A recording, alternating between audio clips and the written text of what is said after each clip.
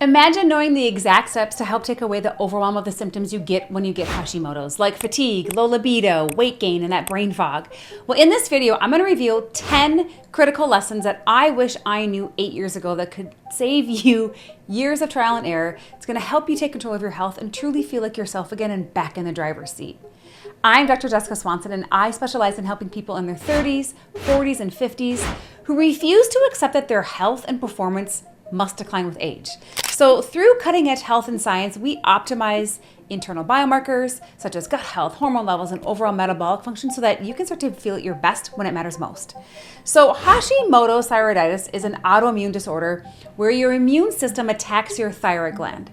And this leads to tons of chronic inflammation, and eventually it starts to make your thyroid underactive, or it maybe leads to hypothyroidism. And so the thyroid, like I said, is a small butterfly-shaped gland located at the base of your neck, and it produces hormones that help regulate our metabolism, our heart rate, and our energy levels. And so the thyroid produces hormones that are really, really critical for our body's metabolic processes. And so in Hashimoto's, the immune system mistakenly attacks the thyroid tissue.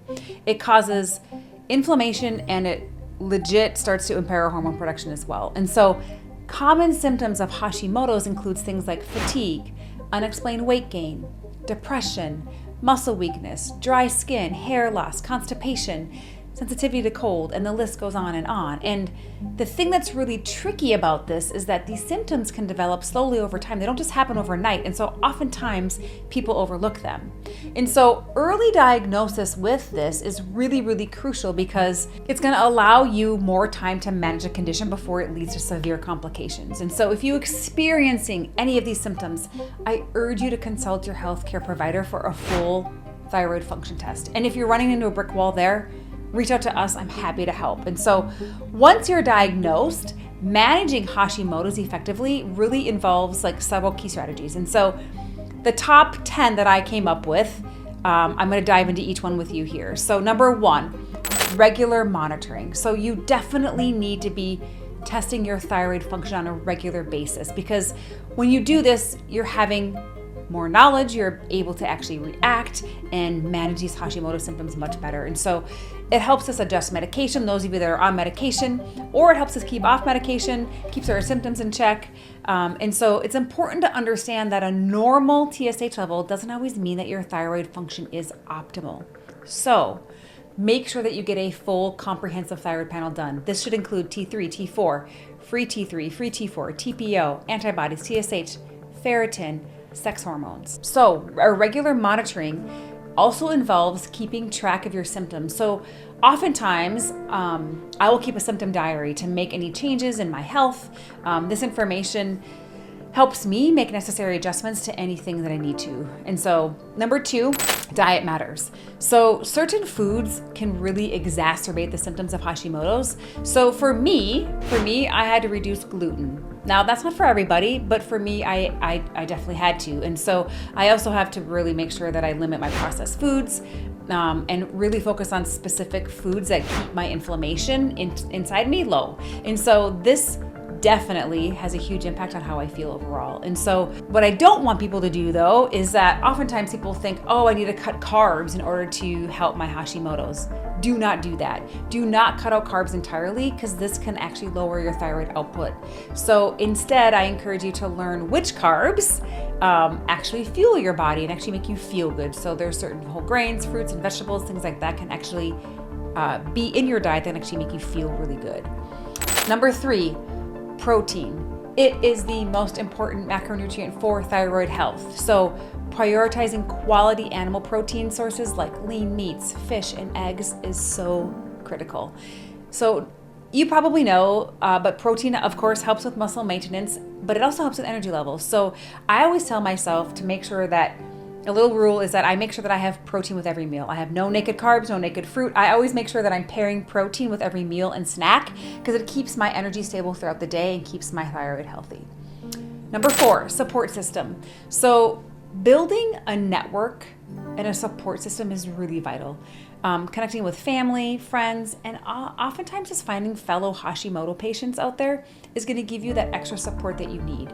It allows you to share your experiences. It allows you to just lean in and actually have somebody that listens. Don't do this alone. I want you to ask for help and make sure that you lean on the people around you. Number 5.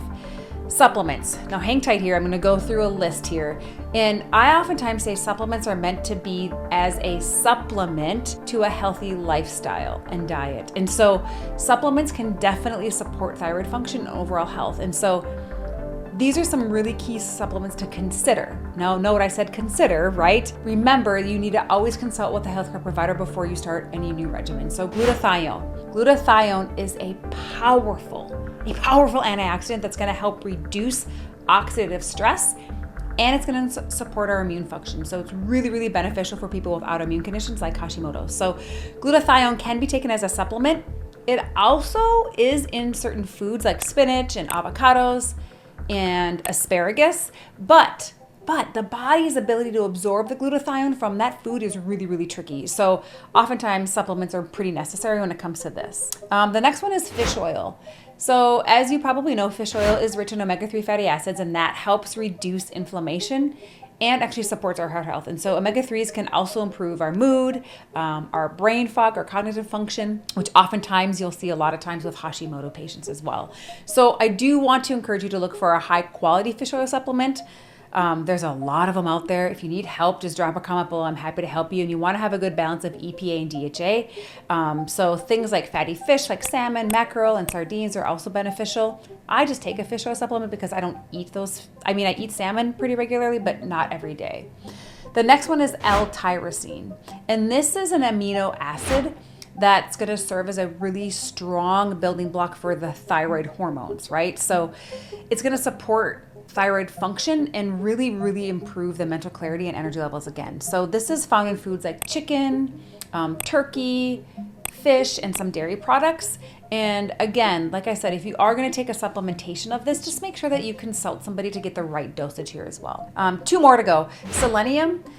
This is really, really crucial when you're talking about conversion of thyroid hormones from T4 to T3. And so the active form of the hormone is T3. And so that's really crucial, is selenium to help convert that as well. And so it also does have some antioxidant properties that protects the thyroid gland from any damage. And where you can find these are Brazil nuts. And so these are one of the best sources of selenium. All you need is like 2 nuts a day, right? And Brazil nuts are pretty large anyway, but so just like 2 nuts a day, that's really all you need. You can find selenium in eggs and sunflower seeds as well. But just, again, Brazil nuts are super, super tasty and really easy to just add into your routine. And then the last one is inositol, and that is really particularly in the form of myo-inositol, and this is going to support thyroid function and actually also help improve your insulin sensitivity. So this is going to help regulate your metabolic health as well. So things like fruits and beans and grains and nuts, and so I oftentimes also recommend this for people that also have insulin resistance or PCOS as well in conjunction with their Hashimoto's. So that's it for supplements. Again, remember to consult a healthcare provider, an expert. Reach out to myself. I'm happy to give you more information around this, but don't just jump in. I just wanted to give you some information on some certain ones that might be helpful for you. Exercise. So exercise is important, but balance is key. So oftentimes when people have Hashimoto's, they start to gain weight, or they start to lose their lean look, right? And so oftentimes they just start to go, oh my gosh, I'm gonna work out harder. I'm just gonna add more exercise. I'm gonna add more intensity. But that's actually the opposite of what we need to do. So avoiding overexertion is really key. So those hour-long intense workouts like boot camps and CrossFit can actually cause excessive stress and inflammation, which is the opposite of what we want when we have Hashimoto. So instead, I tell people to focus on moderate, sustainable activities that you can enjoy and maintain over time. So strength training is super important. I love to use it for muscle mass maintenance. It also helps with my bone density. So I definitely lift weights about 4 days a week. And then I actually combine that with some low impact exercises like walking, swimming, hiking, biking, doing those sorts of activities just to keep my cardiovascular health up as well. Number 7. Rest days matter. So rest days are just as important as your workout days. They're gonna allow your body to recover. It's gonna allow the amounts of inflammation to reduce. It's gonna prevent any burnout. And so you need to listen to your body and give it the rest that it needs. Number 8, the impact that Hashis has on mental health can be quite intense. And so a lot of times it can lead to things like depression, anxiety. And so you just need to make sure that you recognize that there is this connection, right? And so for me, I definitely just make sure that there's hobbies that I include, that there's connection, that there's time for me and my mental space. I get outside, I use Mother Nature to help manage my stress, because I know that when my stress levels get high, that can actually impact my my internal inflammation as well. Number 9, I want you to remember this, that sustainable progress is key to managing this Hashimoto's. You didn't get these symptoms just overnight. And we're not going to cure this just overnight. And slow and steady truly is key, because the slower your progress, the more sustainable it's going to be. It's going to be able to seamlessly integrate into your life. And I want you to focus on making small, consistent changes rather than drastic overhauls. And so on top of this, I always tell my patients too to set realistic goals. And you need to celebrate those small victories, right? Again, consistency is key. Slow and steady wins the race. And number 10 is you need to develop a strategic approach. And I want you to remember this. Your body isn't broken. It just requires a different approach. I'm going to say that again. Your body isn't broken. It just requires a different approach. So you need to be strategic in this health journey, and you need to work with an expert.